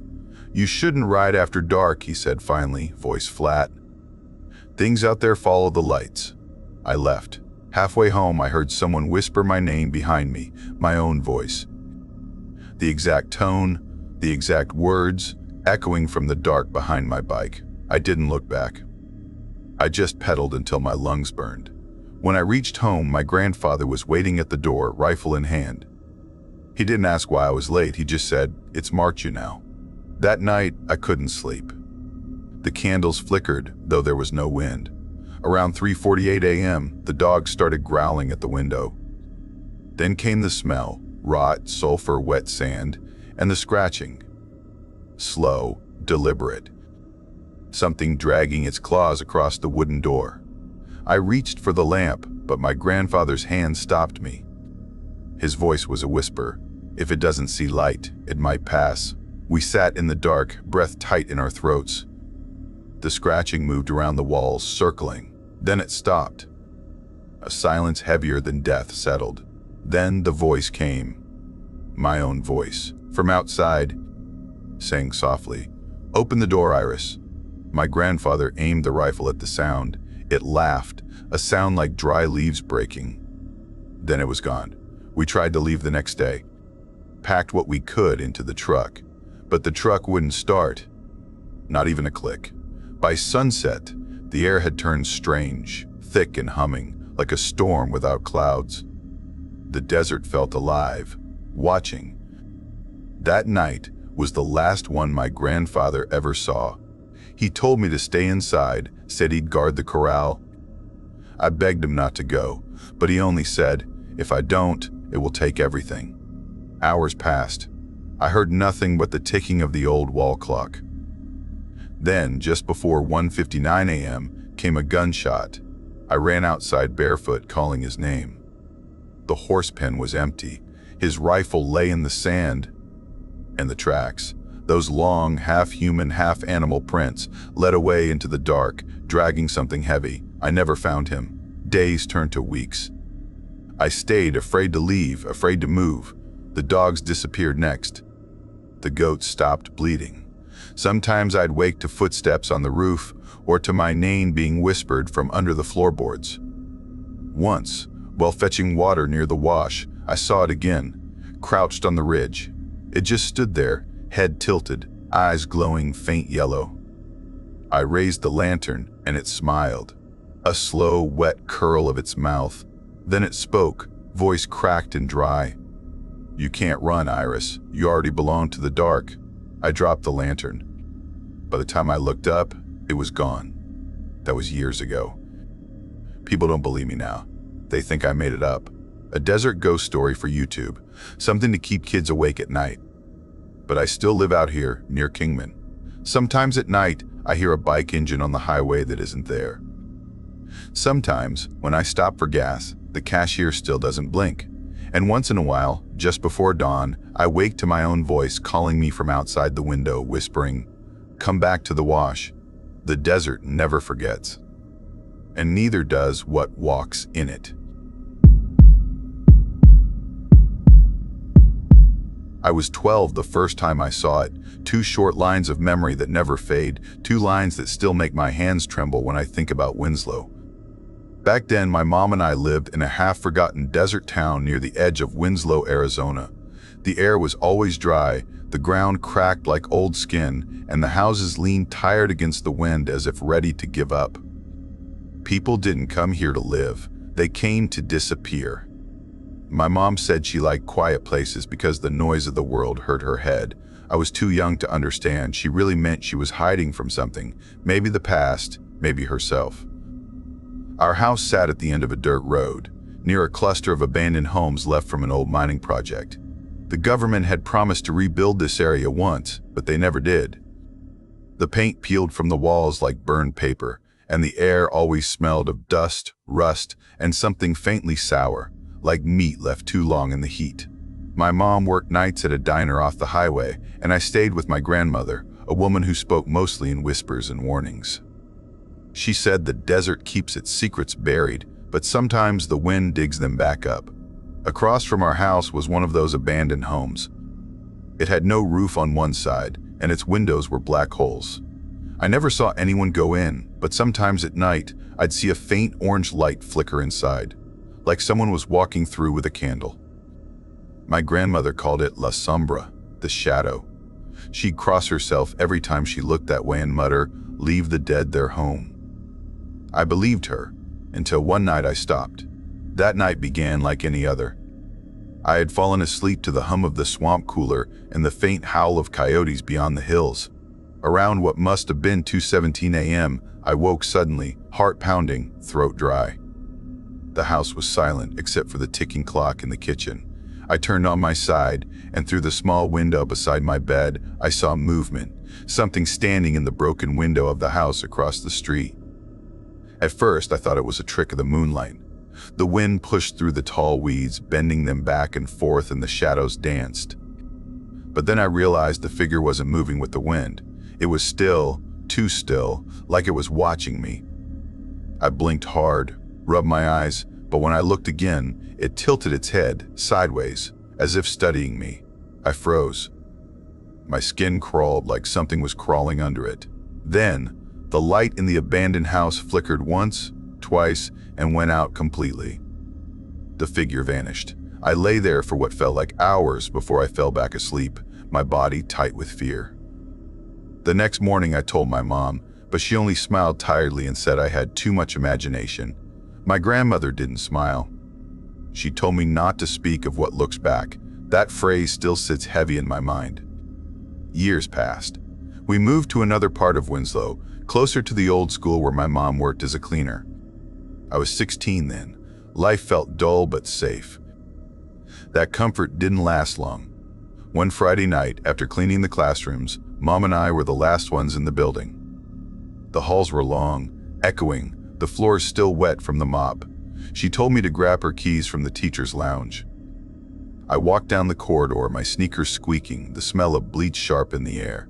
As I reached the end of the hallway, I heard it. Footsteps. Slow, heavy, matching my own pace. When I stopped, they stopped. When I took a step, they followed. The sound bounced off the walls, making it impossible to tell where it came from. "Mom?" I whispered, but no one answered. The air shifted, colder now, the lights above humming like angry insects. I turned toward the sound, heart thudding, and at the far end of the hall I saw something. Just a shape, darker than the darkness, standing still. Then it began walking toward me. Not fast, not slow, but steady, each step echoing perfectly in rhythm with mine. My breath hitched. I dropped the keys, the sound sharp enough to shatter the spell. The shape stopped. For one moment, it leaned slightly forward, like it was curious. Then, the lights flickered violently and the hallway went black. When Mom found me, I was sitting on the floor shaking. I told her what I saw. She looked pale, said nothing, and drove us home without turning on the radio. That night, she locked all the doors and windows. A week later, the power went out during another desert storm. The wind howled through the hollow streets, and the rain slapped against the roof like tiny fists. Around 7:45 p.m., the storm quieted, but I heard something else, a scraping noise near my window. I hesitated, slowly turned my head, and there, in the reflection of the glass, I saw a face. Not fully visible, just the outline of something pressed against the glass, sideways, staring in. Its skin was stretched too tight, pale like wax, and its eyes glowed a sickly yellow. For a second, I thought I saw my own reflection behind it, but then it blinked. I stumbled back, knocking over my chair. The face was gone. I ran to Mom's room, but she wasn't there. Her car was gone. Later, I learned she had gone to check on Grandma, who had been sick again. That night, I slept with the lights on. Things got worse after that. Every night, I woke at the same time, 2:17 a.m., and always felt the same heavy pressure in my chest, as if something unseen sat on top of me. Sometimes I couldn't move. My eyes would dart around the room, searching for the source, and that's when I'd see it. A tall figure standing near the doorway, too large to fit in the frame, its head bent low, its skin raw and glistening as if burned. It would just stand there, breathing slow, watching me. Then, as suddenly as it came, it would fade back into the dark. When I finally told my mom, she said it sounded like sleep paralysis, something medical, not supernatural. But my grandmother disagreed. She said whatever I saw that night years ago in the old house had followed me because I looked too long. She said I'd opened a door that wasn't meant to be opened. We moved again to a smaller apartment closer to the highway, trying to leave the nightmares behind. For a while, things were quiet. I got a part-time job at a repair shop. Mom said maybe we could finally start fresh. But I never felt at peace. Every night I passed a certain street lamp on my walk home, I noticed something strange. The light would flicker as I approached, and there was always a shadow standing beneath it. No person, no sound, just a shape. The moment I looked straight at it, it would vanish, but my heart would still pound as if it hadn't. One night, I stayed late fixing an old generator. When I finally left, the town was asleep. The wind carried dust down the road, and that same street lamp buzzed ahead of me. I slowed, eyes narrowing. The shadow was there again. But this time, it didn't vanish. It stretched, long and thin, sliding toward me across the ground even though nothing moved above. I ran. I didn't look back. I didn't have to. I could feel it behind me. After that night, the dreams returned, worse than ever. I dreamed of the old house again. The smell of rot, the hatch in the floor, and those eyes glowing from below. I'd wake drenched in sweat, convinced I could still hear the faint thump of something moving under the bed. Sometimes I thought I heard breathing, slow and ragged, as if someone was right beside me, waiting for me to sleep again. One afternoon, Grandma called. Her voice was weak, trembling. She said she'd been hearing scratching under her floorboards, like something trying to get out. I promised to visit, but when I arrived the next day, the house was empty. The door hung open. Inside, everything was cold, quiet. I called out her name, walked through each room, then froze. Near the back of the house, in the corner of her bedroom, the floorboards had been pulled up, and beneath them, a small wooden hatch. I stared at it for a long time, my mind screaming to leave. But something inside me, curiosity, fear, maybe fate, pushed me forward. I knelt down and lifted the hatch. A thick, rotten smell rushed up, so strong I gagged. The darkness below looked endless. I whispered a small prayer, then shined my phone's light inside. The beam barely touched the ground, but I saw marks, deep scratches in the wood, like fingernails clawing upward. And then I saw eyes, yellow, wide, waiting. The phone slipped from my hand and hit the floor with a dull thud. I stumbled back, slammed the hatch shut, and ran out of the house. I didn't stop running until I reached the road. When I turned back, the door was closed again. I never went back. That night, I stayed in my truck near the highway. The radio played static, and the headlights flickered. Every now and then, I thought I saw movement in the rearview mirror, shapes in the distance, standing under the lamps. I told myself it was just exhaustion, but deep down, I knew better. I don't sleep much anymore. Some nights I hear tapping at the window, soft at first, then louder. Other times, I wake to see faint fingerprints on the glass. My mother says it's the wind, but I've never known the wind to leave prints.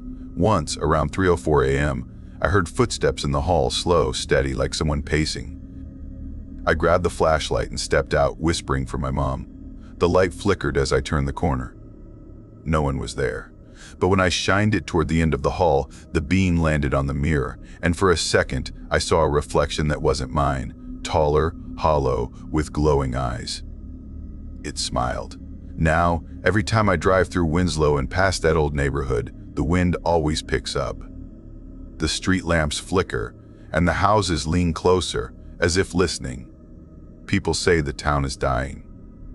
But I think it's something else. I think something there is alive. Something that feeds on the ones who remember it. If you ever find yourself driving through that part of Arizona and see an empty street with one broken lamp still glowing, don't stop. Don't look too long at the shadows beneath it. And if you see eyes staring back from the dark, close yours. Because once it finds you, It doesn't let go.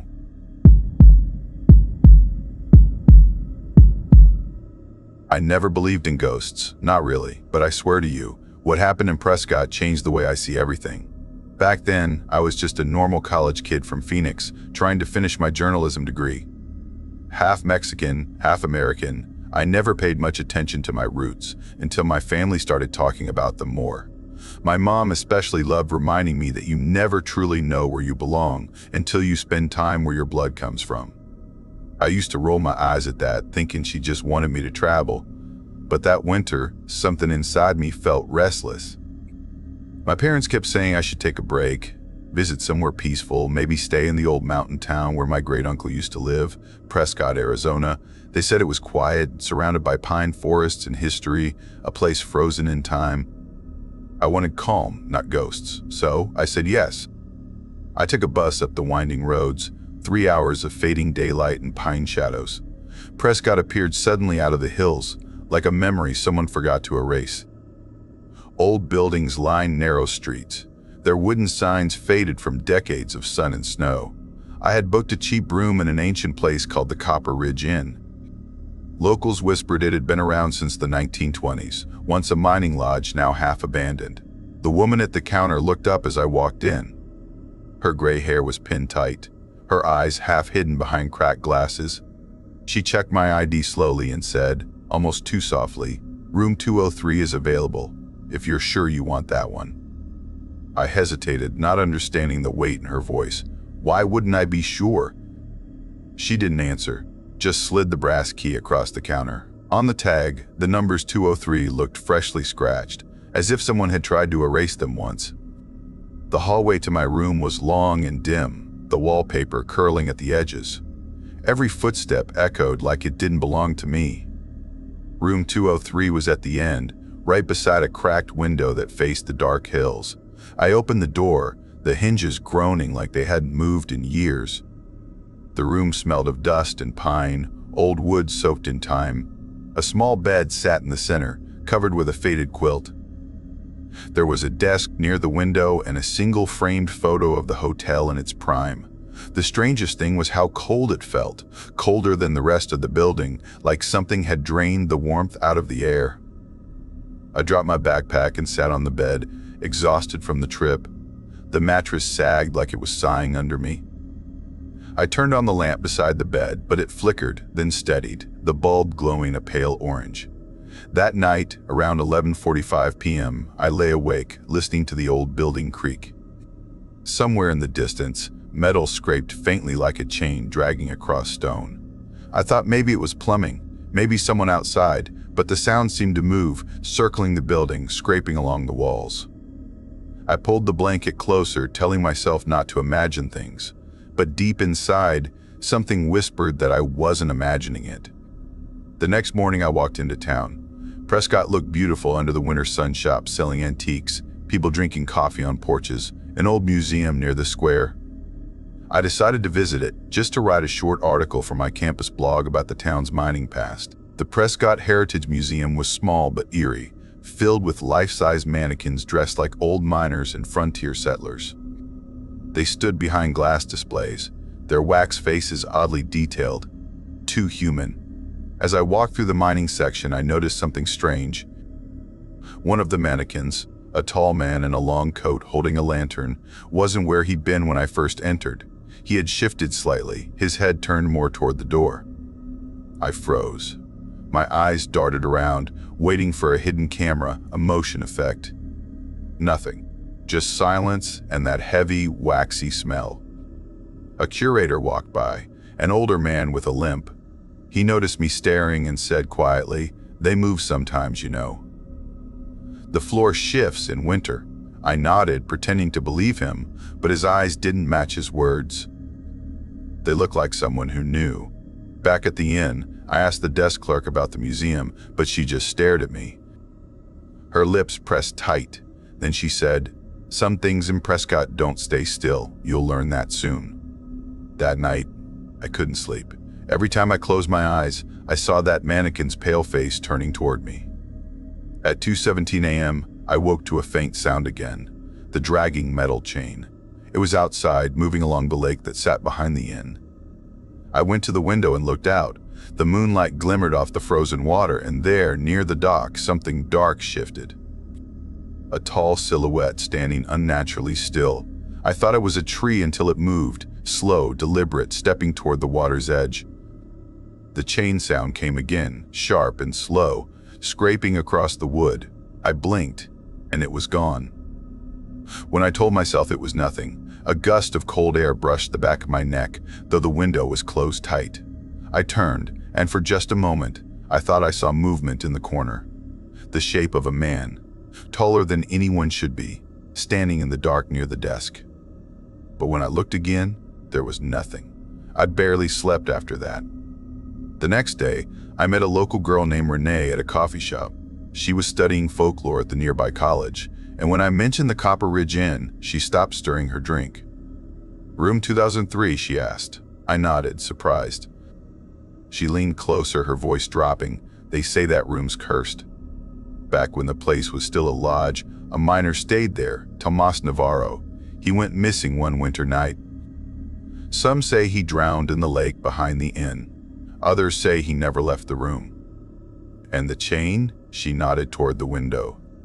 "He used to drag one everywhere he went, after losing a friend in a mining accident.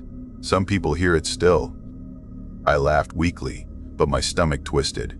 When I asked why the room wasn't closed off, she said the owners tried, but every time they did, someone else unlocked it.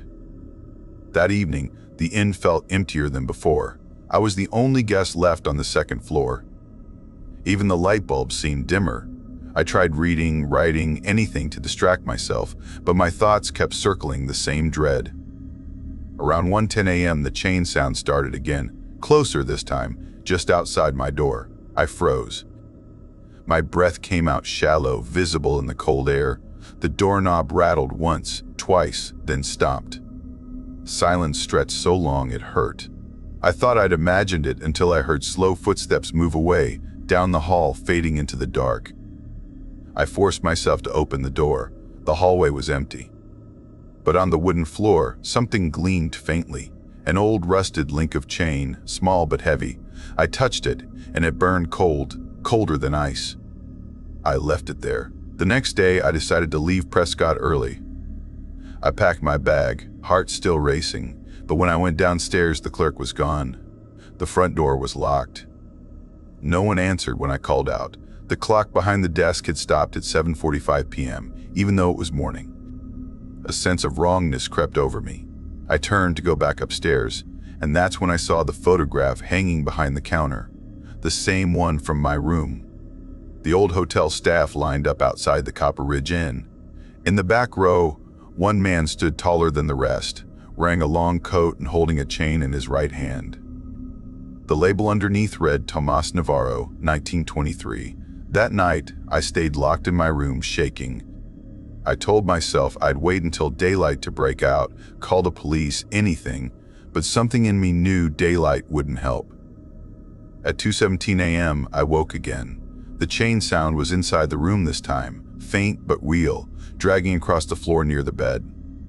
I sat up slowly, heart hammering. The air grew thick, freezing. I could see my breath rising like smoke. In the corner, by the desk, shadows gathered, darker than the room itself. They shifted, rippled, until a tall figure emerged, long, lean, its shape barely human. It stood still, head tilted slightly, as if curious. I couldn't move, couldn't breathe. It took a step forward, the chain scraping softly behind it. My body locked in terror. I wanted to scream, but no sound came. The air seemed to vanish, pulled into that shadow's presence.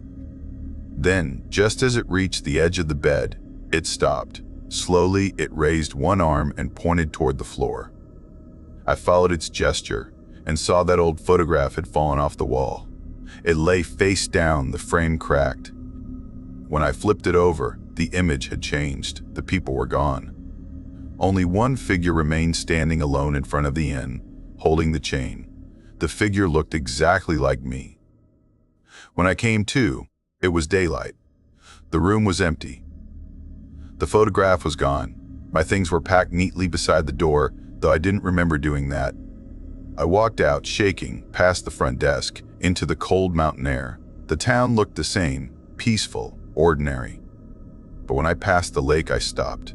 The surface was calm, glassy. Yet from somewhere beneath it, faint and slow, came that sound again, the dragging of a chain against stone. I ran. I never went back. It's been 2 years since that winter, but sometimes, in the middle of the night, I still hear it.